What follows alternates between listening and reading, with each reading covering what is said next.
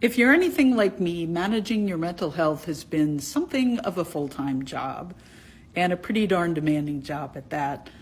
The sheer energy it takes to keep functioning when your mind feels like a battle zone, to get up and out into the world when you're just craving a week of sleep, to smile and talk and act like everything's okay when it feels like the world is caving in, it's freaking exhausting.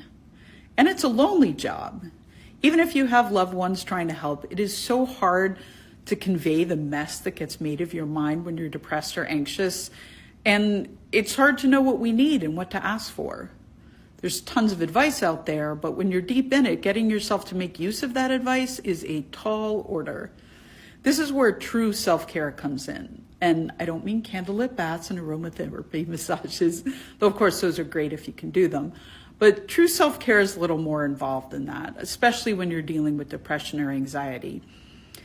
I think of true self-care as being comprised of three things. One, support and nurturing of ourselves based on an understanding of what we most need.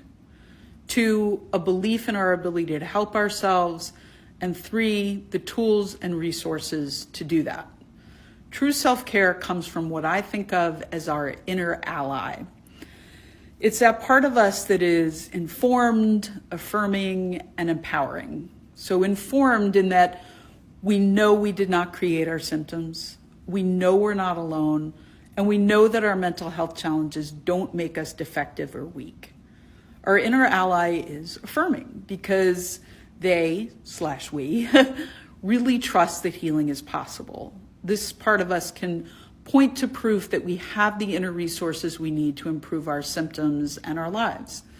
And finally, our inner ally is empowering, meaning that it has the tools to self-heal.